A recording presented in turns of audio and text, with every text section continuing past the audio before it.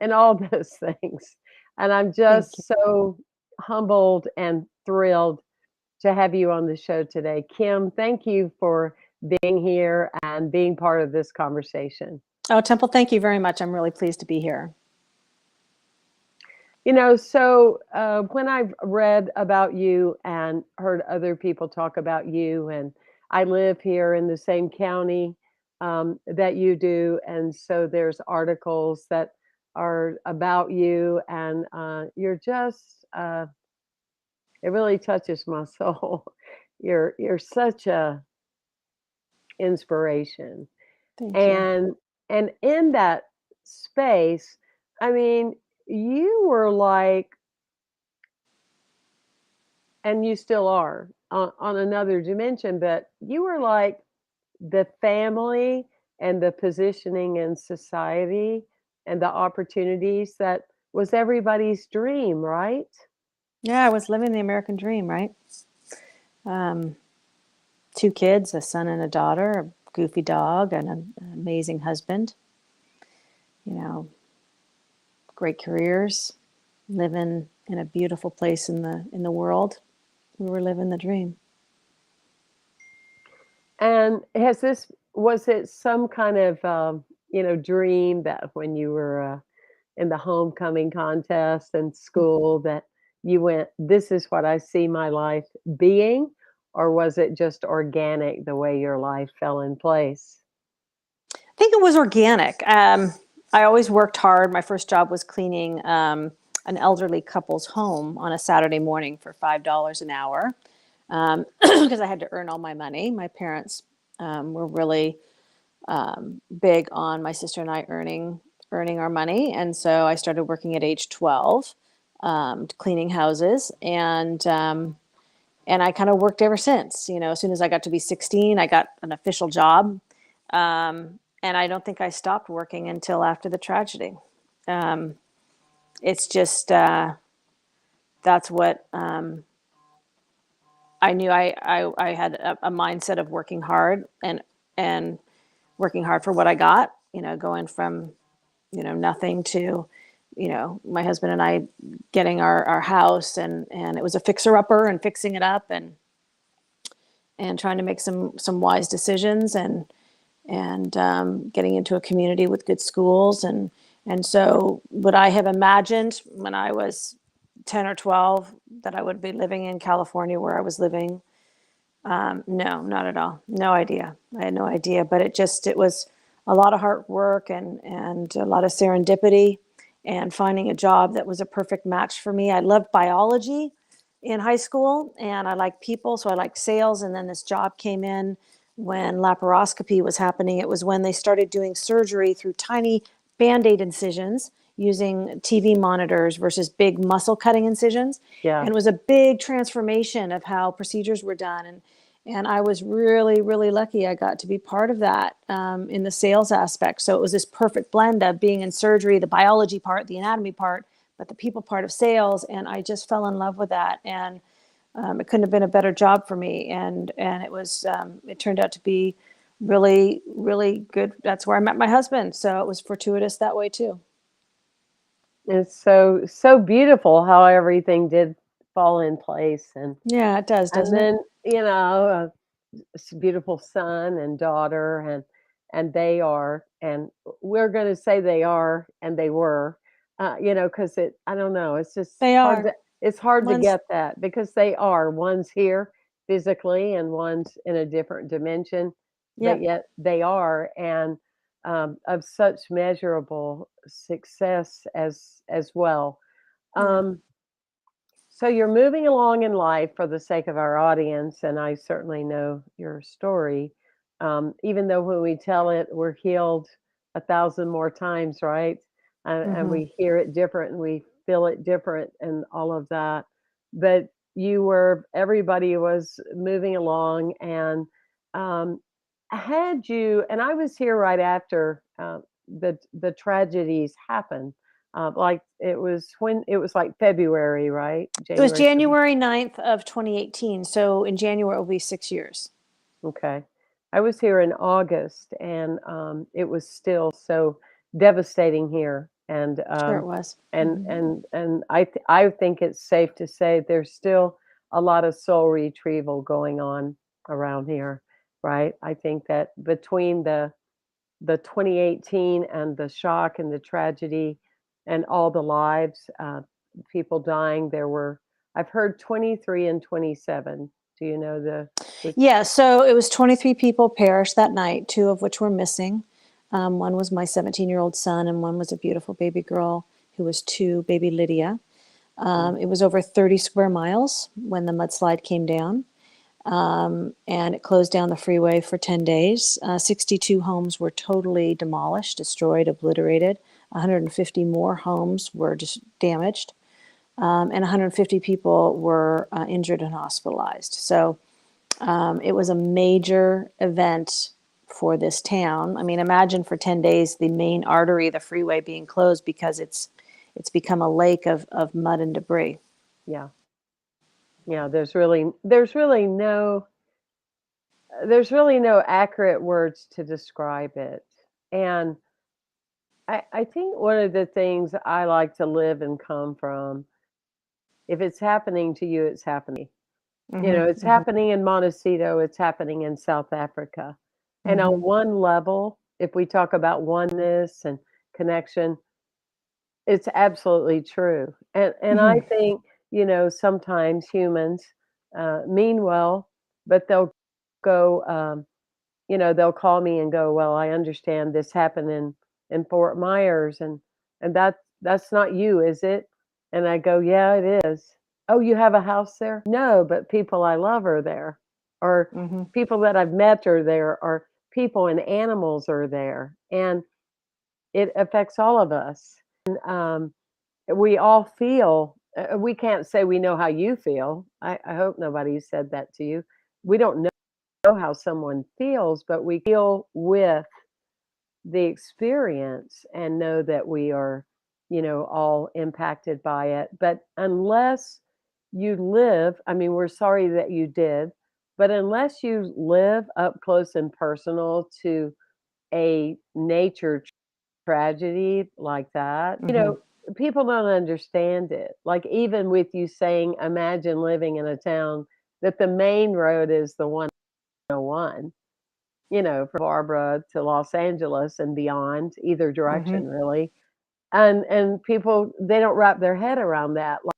Like when Katrina hit, and a lot of our family is in Nolans, otherwise said Yeah. by some New Orleans. Yeah.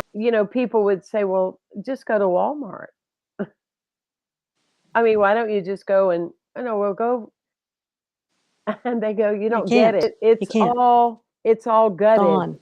It It's gone. doesn't exist now. There Hmm. isn't a I can take an Uber and go there." Yeah. And I think it's important that we elaborate on these kind of things because, I've always everybody ought to serve in the military for 1 year to appreciate the value of living on this freaking earth and to live in America, and Hmm. that when this happens, we send all the troops here to help you, to help others, to Hmm. help. Hmm. It's what I feel we ought to be doing, Hmm. and it would give us such value and appreciation. But back to you, because I wasn't here, I heard that prior to all of this occurring, that a lot of you had, how was the word?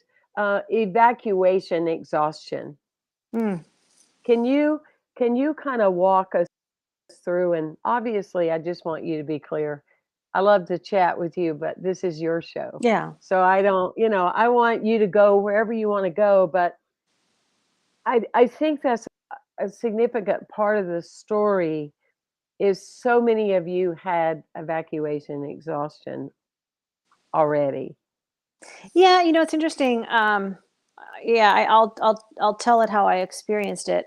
I can't speak for everyone else in town, but just so for the the audience, right? There was a major wildfire at the time. It was the largest wildfire in California's history. It was called the Thomas Fire, and it roared from Ventura County towards Santa Barbara County in the mountains. And as it did, it was burning up all the foliage, all the vegetation, right? And it was going on for a long time. I think it started December 6th. So what happened was, as it was getting closer, because there was these winds called sundowner winds, that were blowing, and it was fueling this fire, right? And so there were evacuations, and they had on people's phone, you could register for it, called Aware and Beware, Mm. and it would blast to your computer or to your cell phone, almost like an Amber Alert, and give you the updates, such as evacuate now, right? So what happened, I think we evacuated 3 times in December, and we got back on December 22nd, finally, right before Christmas. And, all the mailboxes were roped off. There could be no delivery. So it was the Christmas that never happened because nothing got delivered. But I can't speak to, maybe some people were fatigued. I don't know. We weren't fatigued. We listened to the Aware and Beware. I mean, did we like it when they kept blasting and saying going? We were like, okay, here we go again. And my son would say, here we Mhm. go again. But we'd grab our box, get in the car, go 40 miles south to my girlfriend's house in Thousand Oaks. Um, and I think most people, were deferent to that. And, they saw the fire in the hills, and you know, they knew, they better do something. Mm. And so then when January happened, there was heavy rain predicted. And so imagine that. So you've got this mountain range where the foliage is off it, and the foliage, the roots are holding the mountain in place with the big car-sized boulders. Oh So I gosh. remember looking up there, and I saw some car-sized boulders, size of VW bugs, right? And they would be near a house on the hillside, and I remember going, I'm so sorry for those people. That just must be scary for them, because our house was down in the village, in the flat place, right, closer to the freeway. And so I remember just going, oh, with the rain, ugh, these poor people. But we always paid attention to our Aware and Beware, right? And Mhm. so we were never in the mandatory evacuation zone. We kept checking it. And sadly, in the middle of the night, we were awoken to rain. We got up. The kids were getting dressed. My husband was checking on the house. It was about 3:30 in the morning, something around that. And we didn't get out in time. And so when the blast went off, I was holding my phone and my purse, and I was getting the dog leash, and we were trying to get out, and the blast went off, but the mud was at my waist at that time. So there was nothing I could do. And if they had said mandatory evacuation, get out at 5 o'clock that night before, which I had heard that there was a recommendation for that was rescinded, Oh. that would have saved a lot of people.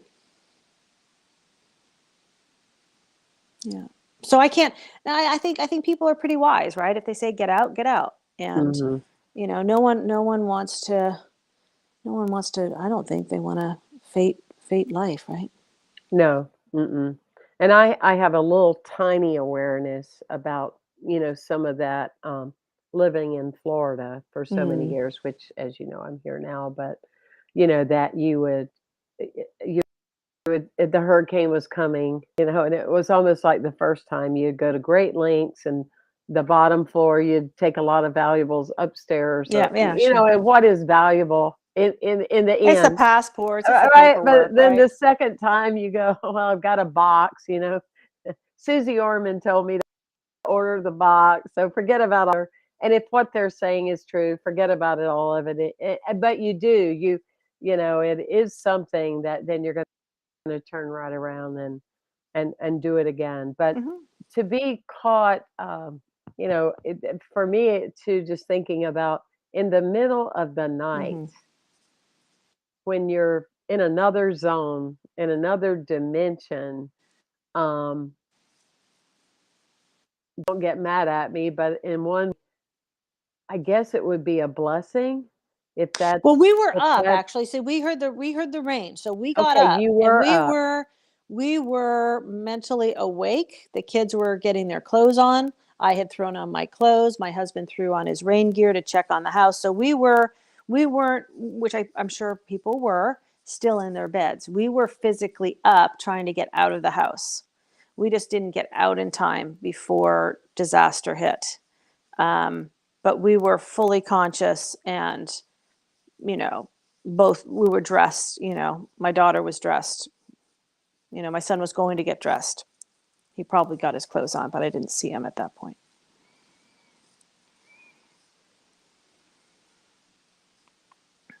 Yeah. Is it even now to talk about this? Mm,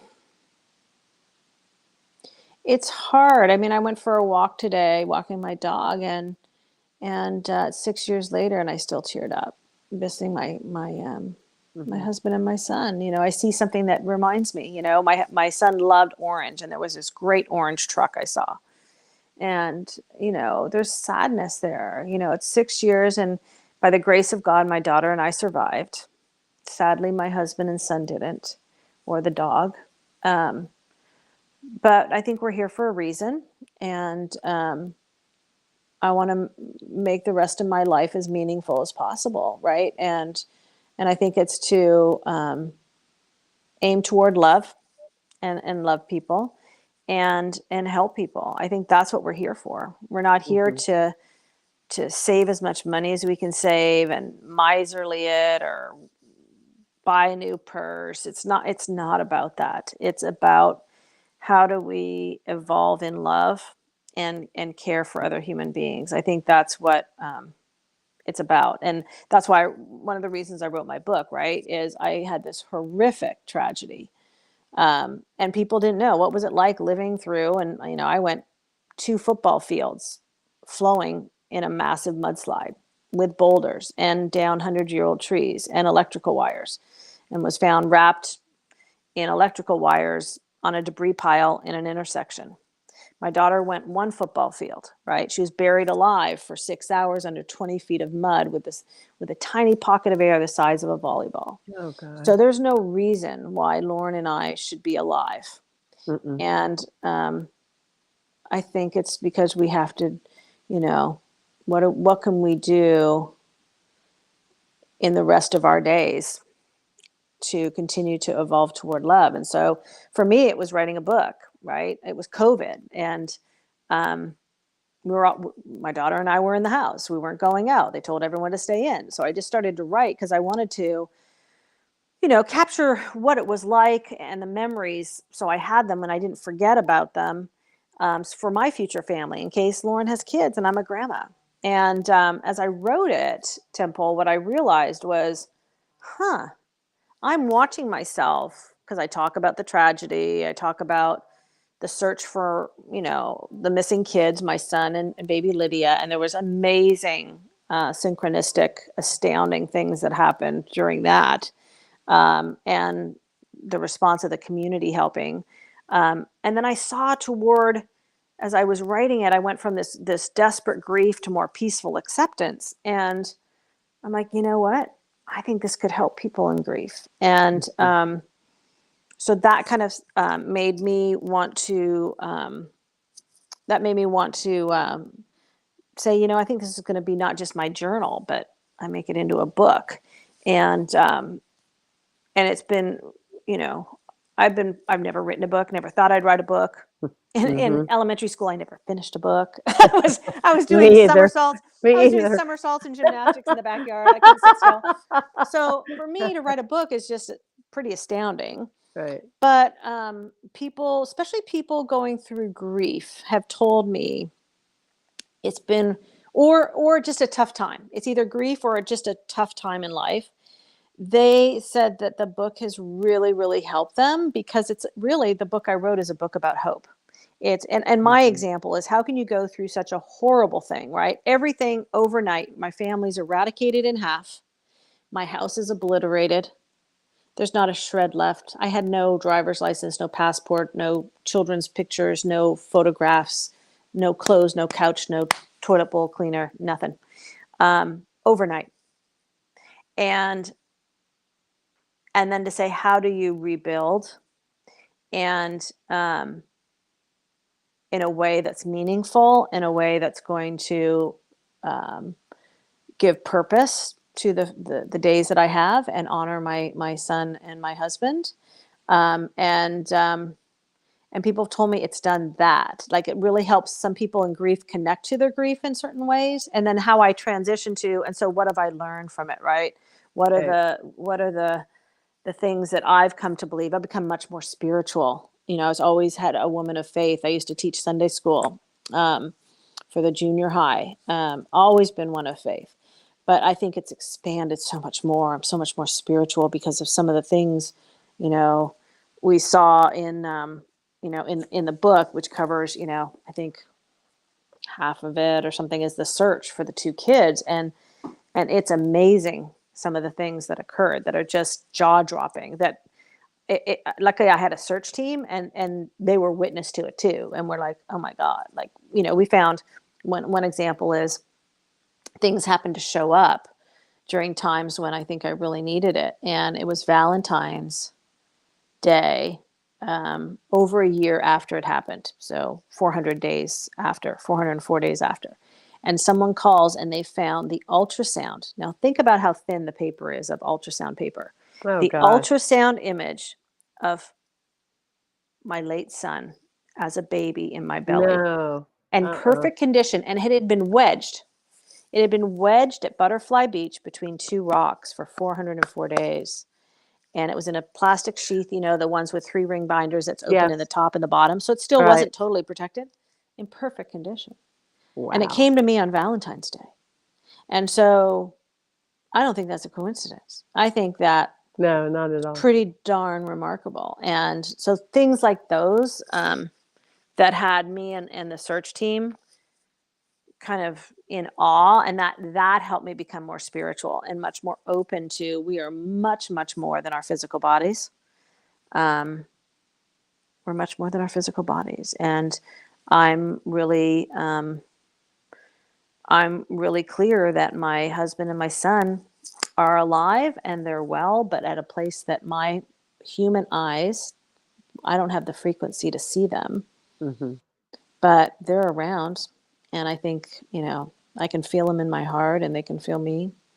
Um, and so that's what, the first part of the book really talks about, hey, here's the tragedy, because people want to and my daughter tells her story of being buried alive, fully conscious under 20 feet of mud for 6 hours. She was pushing on the walls of her I can't entombment imagine. I and it just wouldn't can't budge. imagine. I Imagine that, six no, hours. I just can't.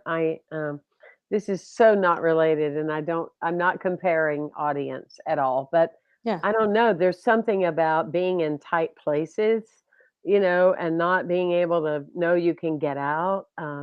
I don't know if it's a phobia all of us carry, but I just She can't lived it for, I mean, just, imagine. And how did they even eventually, was it search dogs, or how did they so we know even it know was a that far? miracle. No, it was a miracle. So I was on the debris pile and I saw the red and white light. And so I yelled for help Okay. after many hours of being there.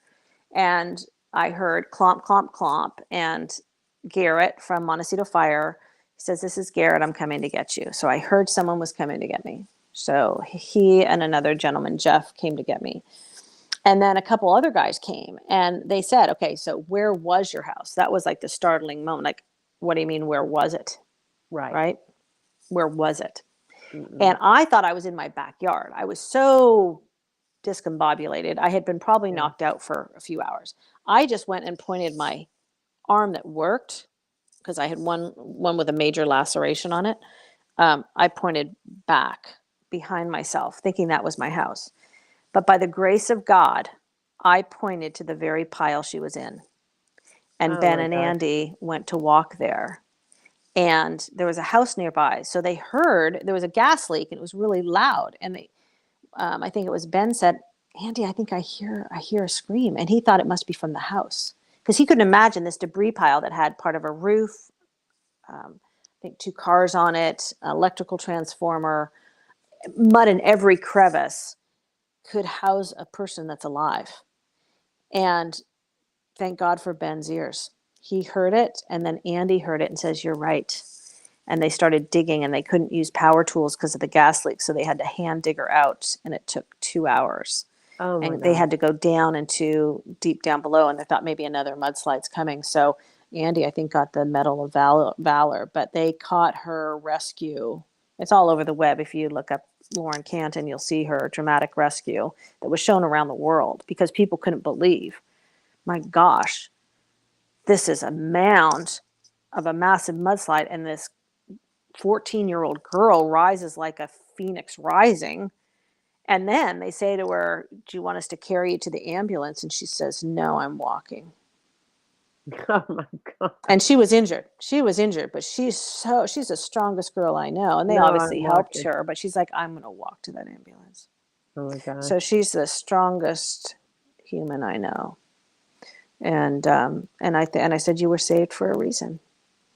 So and I've seen her. She's pretty amazing. She's a college student now, and she's had a lot of trauma she's been working through, but she's been able to identify there was someone that she helped at school who was in a really dark place, and she was able to recognize it and helped him get help. And I think I said he probably saved his life.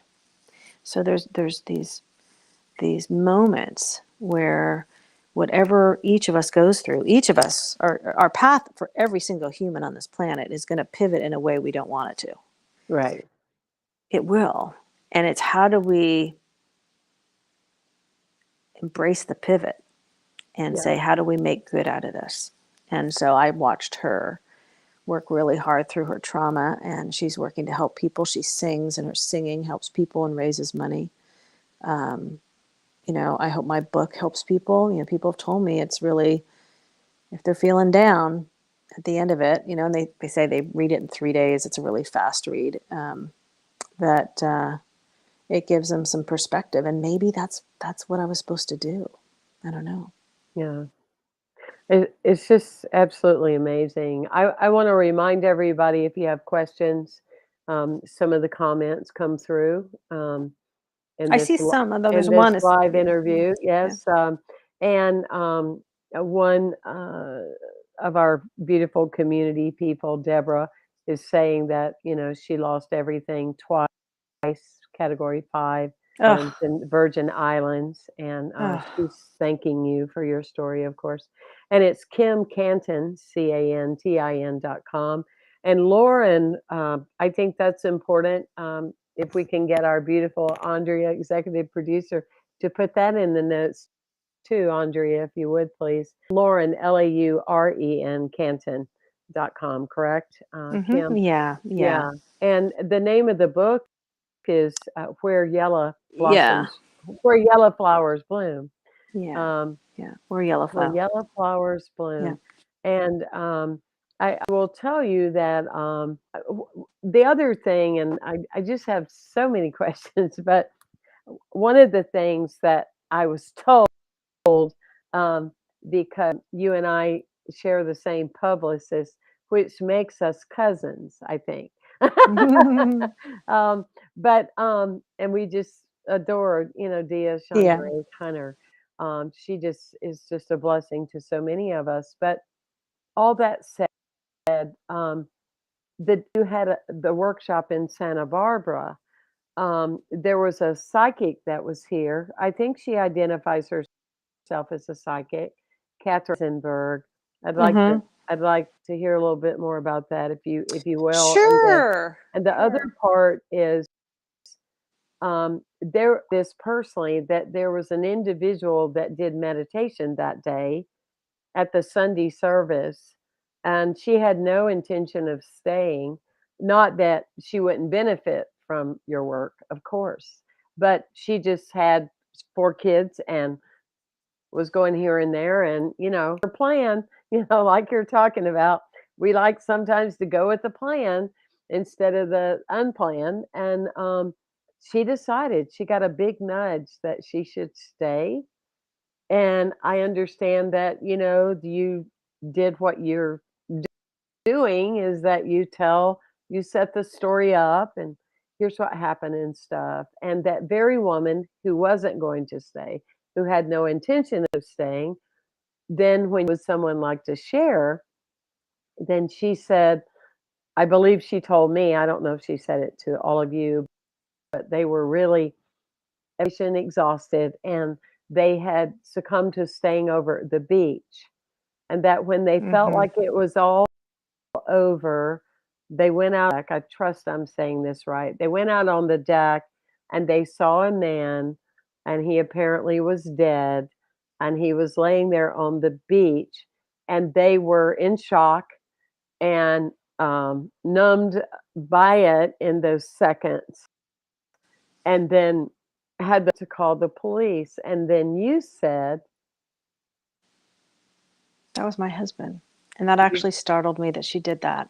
Kind of wish she had done that privately. Then when I was oh, presenting, okay. I'm presenting on Oh, stage and a woman says she found my dead husband on the beach. And so, to be honest with you, I found oh, it very difficult because that I was my can't husband. imagine. Yes, and she didn't know, did she? Did Well, I she think know? she should No. have told me privately. I Okay. think we all do things differently, and she had her trauma. I mean, that must have been horrible for her and her kids to see that. Horrible. Right. It was just hard. I was presenting, and for the first time to hear that she was the one who found my husband and what he looked like on the beach dead was Mm-mm. really, really difficult to hear. And so, No, and a I word to the can't wise: imagine. if anyone else has that situation, tell the spouse in private. Yeah. That was very difficult. But I'm glad she called, and they were able to recover him, and I could lay him to rest. He was just a fabulous, fabulous husband. He was a scoutmaster in Montecito. He mentored, a lot of, my son was in the scout troop, and there was about 14 kids that were my son was friends with, and I think every one of them became an Eagle Scout in honor of Dave. Oh my. He was kind of like the second dad. Some of the dads Mhm. didn't like camping in the backcountry, and so the scoutmasters, Telford and my husband, they would take the boys and show them how to do ultralight camping and cooking in the backcountry and all that stuff. So yeah, it was. I'm glad she came to the event. I'm glad it moved her to come. You asked about Catherine Weisenberg, and I love talking about Catherine because she's someone you need to know. I call her an intuitive. She might be fine calling her a psychic, but I call her an intuitive. Yeah, maybe she is an Yeah, intuitive. We've never, yeah. I don't think we've ever labeled it. Hmm. Just know how highly she thinks of you. I do She know she's that. she'll tell her story. She has a book called Beyond Ever After: A Heart to Heart Journey. And what happened is if I'm correct with Catherine, she in her 30s. She had gone to UCSB and was a communication major, but I think in her 30s, maybe her 20s, she realized she had other communication abilities, right? And that she wasn't expecting. And she was able to connect with people in comas or who had passed away. And she can Wow. write. So say we're connecting with Jack, I can ask Jack a question like, what was your transition like? And he'll answer. It was fast. I didn't feel a thing. I fused with dad, whatever he'd say. So I didn't know Catherine, but this was also mentioned in my book. There's all these details of these really interesting synchronistic events. While I had um, search and rescue, we were working on trying to find the missing kids. I darted into a store in Montecito because a detective I was talking to, he wanted to give me his phone number and his name, and I didn't have a pen and paper. So I dodged into this boutique. I knew the owner, and I said, Linda, sorry to bother you. I interrupted her right away in the middle of her boutique. I said, can I have a pen and paper? She goes, sure. And I quickly wrote down the detective's name and number. And I felt so obliged after doing that to say, after, for interrupting her, I said, that was about the missing kids. And I was writing down the detective's number. And she goes, do you know Catherine Weisenberg? And I go, no, not at all. She goes, you need to. She was the back Uh, channel for some of the first responders in helping them find some of the victims. And she got a download of clues, and she was giving them, I think, to some of the first responders, and they found two of the victims with her clues. So I'm like, I'm desperate to find my missing son. I want to find his body to bury him, and I called her and she's like, I've been looking for these kids and trying to help you from day one. And she's just like an everyday mom. She had a kid in college. I met her. She could have been, someone I met, down the street or at the PTA. I mean, just felt really comfortable with her. And she started being part of my Sacred Search team. And her clues were really helpful in the search. We looked for 3 years, and she's pretty incredible. She's pretty incredible. I just did, we're going to do a Three talk. years? Mm-hmm. 3 years. Mm-hmm. Yeah, it was 30 square miles. It was needle I in the haystack, Temple. I Needle in the I haystack. I can't imagine what that would be like for you. Yeah, yeah, I yeah. can't. You know what? It gave Mm, me purpose in a way. mm. Yeah, Instead of that's sitting yeah. in the fetal position in my grief, I had a mission. I had to stabilize life for my daughter, who was alive, and I had to try to find my late son's remains so I could bury him next to his dad. And so maybe that was God's grace of giving me a purpose. And through that effort, I was witness to this most amazing, amazing examples of human compassion that I've ever experienced, from strangers who came together that became my Sacred Search team. And all the details are, in the book, that they came out with me about every 2 weeks for 3 years. Who does that? Do you Mm. know 5 strangers that would have worked with you, No. leaving their day job No. to go work in the mud to look for a mother's missing son? Mm-mm. 3 years, No. not I mean asking a that dime.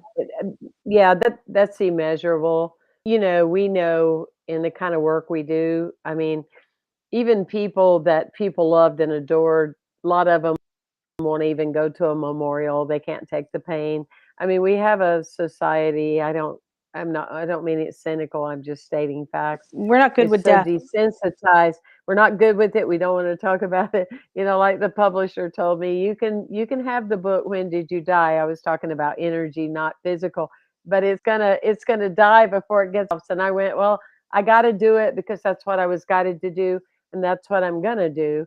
But that is, I hope people can do that, because that, first of all, strangers, second of all, to keep going back to something you keep leaving with no results for Yeah, three straight years. three That's years. These that's a these that's a people stayed God with me. job. That's a God They job were right they there. were I think Yeah. they were God inspired. They are angels who helped, and I think for them, in their own unique case, they might say that they were healing themselves through that effort as well.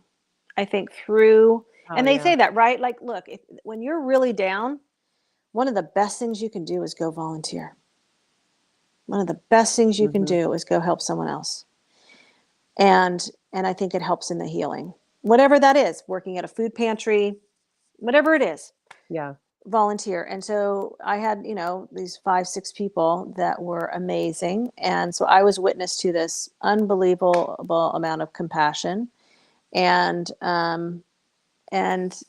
and we all knew where we'd been in the 30 square miles. We all had a map. We marked everything off. So it was just easier because other people said, "Hey, can we come help?" And it got to the point where, like, actually, because our this group, we know where we've been. Um, um, it just made it easier. Yeah. Yeah. Absolutely. Um, and that makes total sense. Now, with those of you that had members of your family and friends die, did you meet? Did you ever connect? Did you do a group Yeah, or so what they did is, there was 23 people passed away, so multiple families were involved. Some families lost multiple people, like mine. Others maybe lost one. One is too many. And the hospital, Cottage Hospital, set up a How We Heal, and it was not just for people like me who oh, lost wow. family. It was actually for anyone involved in the mudslide that could have lost their house, Mhm. lost their job because of it. And so they did a tremendous job of offering this kind of crisis group piece. But then it really evolved to some of the people that had lost family members, because I had gone to widow groups which was important for me. I needed to focus on my loss of my spouse as well as my Right. loss of my son and my Of loss of course. my house. But for me, the widows group, although the women were fabulous, they would talk about, they would sit in their husband's chair and wear his sweater. And I had Mm, none of that. And so it just made me sad. mm, And yeah. so the hospital one, because it was us who was in the mudslide, we got the trauma of it, the shock, and just, I mean, Hollywood couldn't even do what we experienced, justice. It was just unbelievable with 30 square, a mountain coming down with boulder side. I mean, I have about 1,000 boulders on my property, massive boulders. And I don't know. And then think about all the houses that were destroyed. They all have windows, right? So broken windows floating past you and live electrical wires. How did I survive without Mm-mm. my face destroyed? My Yeah. eyes cut out, right? How did that happen? It was the grace of God. Yeah. Um, so yeah, so the hospital did a great, thing. I do know you know, I tried to. I think I know quite a few of the people, and when because Lauren was such the face of the mudslide, she was the mud princess. Everyone saw her Mm-hmm. rescue. We became, asked by a lot of media to do stuff, and so when there were certain events, like one artist did a beautiful, beautiful, gorgeous piece of artwork that was up at the fire department. It's done out of crushed, eggshells, and then she Oh, wow. she she colored them in coffee grind colors. So this Mm-hmm. beautiful. It just and she did, almost Roman numeral numbers that would tell the age of the person who had died. All the 23 victims. So there's special Roman numerals for my son. There's Roman numerals for my husband. A Roman numeral for all the other 21 victims. And it's just a beautiful piece of art. And so I would reach out and tell, if I had their information, I'd say, this is, the artist wants to show us. If you're interested in seeing it, I would try to get them included, right? Mm-hmm. And make it their decision. They might want to just say, no, I just want to be quiet and just, Mm-hmm. heal. Some found it valuable to see it. And so I think it's important to give people the choice, right? Let them know about Totally. something. They have the choice and they choose whatever feels right for them at the time. Totally. I think that's one of the key things about grief, regardless of what we're grieving, is that it's so individualized. So personal. It's so personal. And when you were first sharing, I thought, wow, I'm alike like you with sudden loss and no other way to compare. And I'm not Hmm. even Hmm. going Hmm. there, but I just mean I don't have an ulterior motive with grief. I haven't made a pact with grief. I haven't said, I'm going to get over you by this time because there are some things that the blessing may be to carry the sadness with us for the rest of our lives. And I don't think that people understand that you can actually do that. I remember at a talk one time, someone came up to me after and said, you seem so joyful. And how do you do that? How can you be so joyful when what's going on? And I also know some of your story and blah blah blah. And it I said, because I got to a place where I realized that joy doesn't mean you have to have the absence of sadness. Yeah. Joy means I must be meant to be alive. There must be a purpose, Yeah. but I Yeah. don't have a divided self. And I think that, and I think I'm getting goosebumps for confirmation. I think that's where you are such a messenger because there's not a divide, right? Right. I mean, there's not a inner fight like, well, it's been 6 years now. I mean, goodness No, no, gracious. I I mean, think you're spot on, Temple. I think you're spot yeah. on. And what I hear, and you learn to move forward with it, right? You don't move Hmm. on, right? It's not Right. like you leave it behind and you move on. You move forward with it. And Hmm. and you honor it, right? Like there's going to be days like today. I felt it when I saw an orange truck and I felt the loss of my son, and you just feel it because feeling it's human and Yeah. feeling it is processing it. But then I also heard a great kind of an explanation is that the grief doesn't go away. The grief, say the grief is the size of my fist, right? Right, right. Life and other experiences, other joys, other things that you get to witness if you travel and you see something beautiful. Today I saw beautiful fall leaves turning vibrant colors on the East Coast, right? Just it what else happens in your life starts filling it up. So this now looks smaller relative to when it just happened. It was just looked really big, Mhm. right? But now Mhm. because you have other experiences, it's still there. It's still there, but it's amongst some other life experiences that will be joyful, that Yeah. will be things of amazement. And there is amazement everywhere. And guess what? I know for sure, I'm really confident in my late husband and my late son want my daughter and I to be brilliantly, brilliantly happy. Yeah. They would be bummed. They would be bummed looking down from heaven and seeing my daughter and I in the fetal position. They want us to thrive and they know we love them. Mhm. Right. And I think that's how I want to go forward in life, right? Go forward with them. They're always going to be part of me if I end up getting remarried one day or whatever. Mhm. They're still my family. They're just like a virtual family, right? Yep. Yeah. Oh, that's a beautiful way of saying it. My virtual family. I remember when my dad died, and just recently my mother died, and Mm. and that's a whole different thing compared to trauma. I'm going to keep saying that just because I just, I honor so much of what you're doing. But I remember, the early question would be, when am I going to ever feel the same again? And I'd had a lot of grief in my life, and when am I ever going to feel the same again? But one day I realized I was asking the wrong question.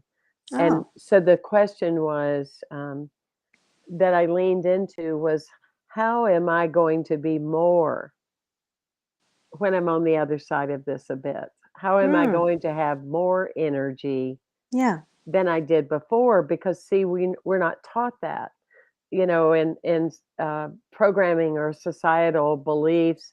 You go through hardships, you get caught with the unexpected.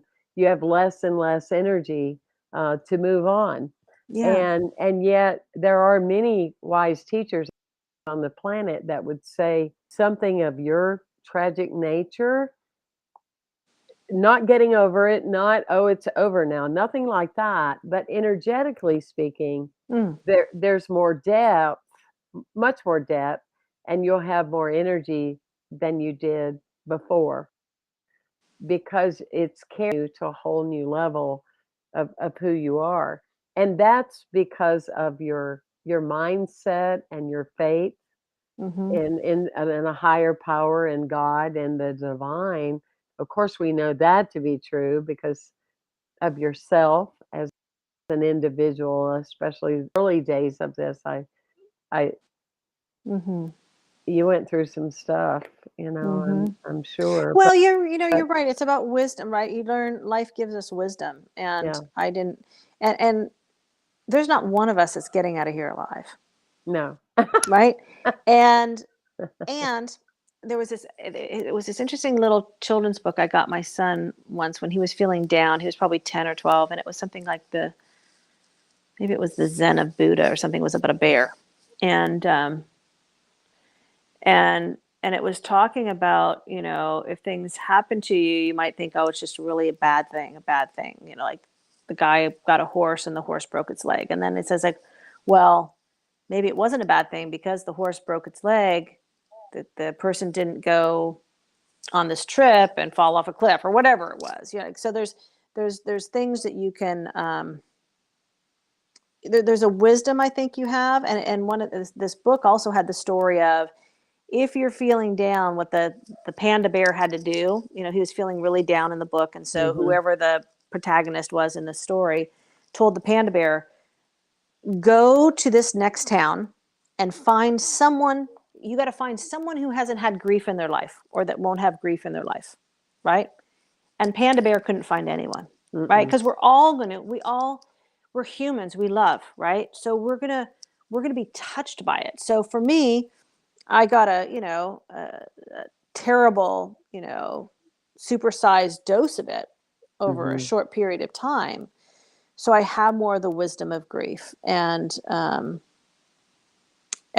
it's made me, um, I think, looking at life in a different way. Like I treasure it in a different way. Mhm. Because I know I'm not promised tomorrow. I get it. I get it. It was 3:30 in the morning. I mean, I went to bed that night not realizing that the next day half my family would be dead and Yeah. the house gone. So I'm very clear on that message. We're not promised tomorrow. Mm-mm. So treasure today and treasure the people. And for me, it's how do you? I think we're all here to evolve toward love and just try to be a little bit more of a loving person than we were the day before, if we can. There's going to be Mhm. frustrations. People are going to cut us off in the grocery store or whatever, in the freeway. That's going to happen. I said, there's A problems, B problems, and C problems. Right. You know, Being cut off on the freeway is a C problem. Everything else is a B problem. Even a divorce. A problems are a death. You can't fix it. Or Right. terminal illness. Those are A problems. So just keep it in context. We don't have that many A problems given to us. Mhm. So don't Well, sweat the small I stuff. know beyond a doubt what a inspiration that you are, and that you people that are tuning in either now or later. Thank you. Um, well, it's so true. I remember talking to this young girl. She was on my shows, um, and her mother didn't move when she carried her. She was a heroin addict, and this girl was born with no joints. Oh, No goodness. joints, no Oh, my God. shoulders, no elbows, no knees, no fingers and her toes and her toes and her hands. Um, and Mm. um, and yet this girl, um, she had perfect pitch, great voice, and even though the kids would throw stuff at her and food and throw her down the steps in her electric wheelchair, I mean, she graduated with honors, Oh, right? And I'm just sitting there and I'm kinda melting, kinda like I am talking to yeah, you. I'm yeah, like yeah. I'm like, "Oh, gobbly-goo." But, I'm just kinda melting because 'cause I'm just in awe of listening to her.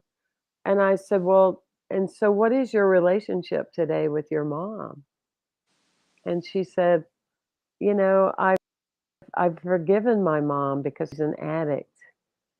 And I said, "Girl," I mean, I've actually counseled people that are 40 years still mad at their mother because she didn't buy them the right prom dress for Right, freaking exactly. high Or the school. Jordache jeans that I wanted Okay? at seventh I grade. mean, it wasn't a Kardashian thing. Are you kidding me? Look at you. And I just say that with such admiration for you. I would tell you that if we were at the grocery store.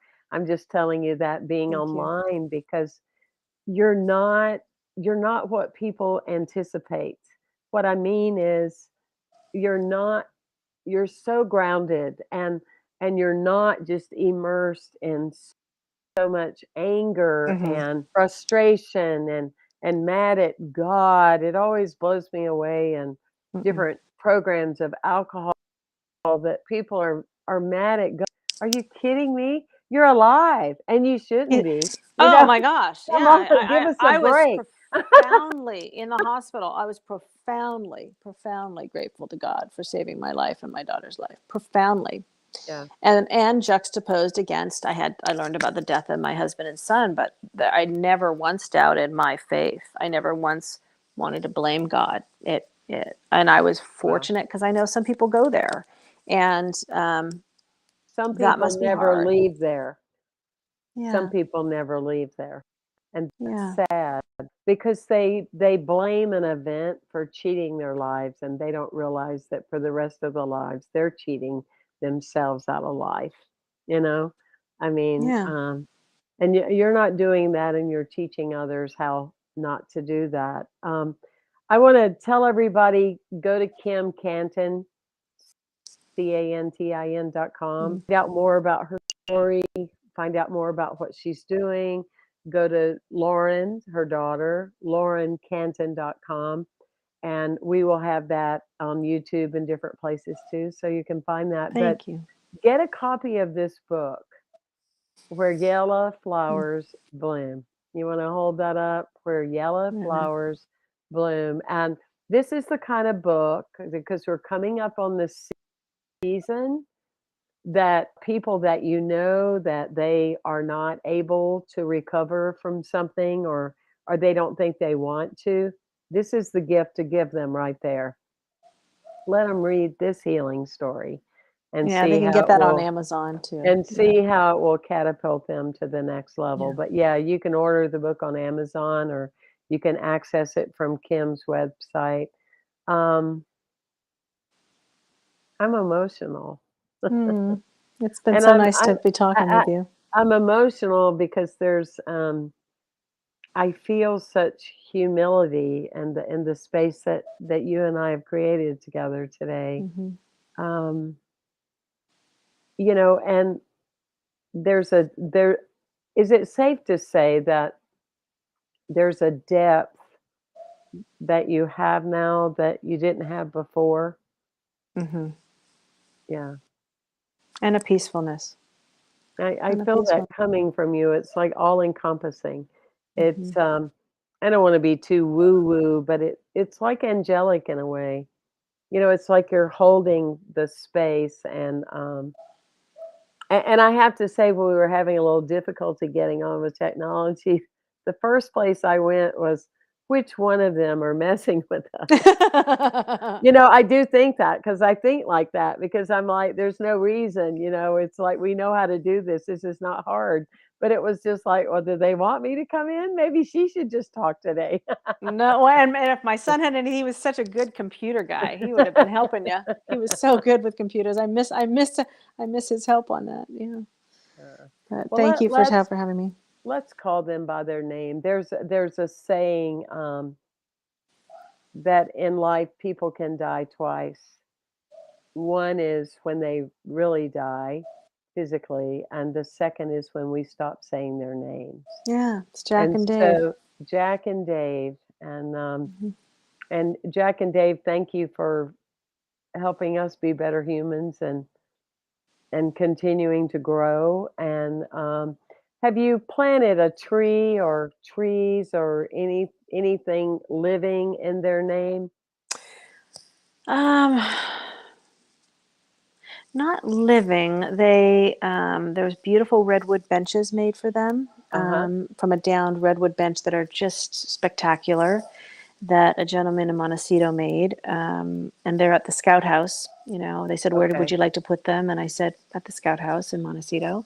Okay. Um, they dedicated a flagpole at the middle school with my son, and they're repaving a road at the Rancho Alegre camp that the Scout District owns. That I think 10,000 kids go to for outdoor training and Okay. camps that they've never had in Santa Barbara County, and they're going to call it Dave Cantin Way. Um, Wow. and so, but I am looking at, there's some calla lilies that have come up on my property that's damaged and destroyed, and it's another example how beauty finds a way, love finds a way, and Yeah. so I'm going to replant those at my current house. So I have the calla lilies Oh, to beautiful. remember them. So, I I but I they're give I give you that. I've met with, many a family through my years, and I would say, put a plant in a pot, or when mm, you have a property, plant a tree. And I've been doing that. that's a I don't brilliant know. idea. I don't know. I would say, Kim, the last 30 years. So, That's a great and idea. when my dad died, it was a peace lily. And so when I would move or relocate, there we'd go. It's like, come on, Dad. And it was just so cool because, It's and awesome. I lived in Florida, and it's baking hot. And I would say, Dad, you look like you need some water. I'll be right back. But it's a conversation about life, and Yes. I just wanted to offer you that as a little medicine today that you'll have the Jack and the Dave plant or tree or, I think that's a whatever you brilliant idea. decide.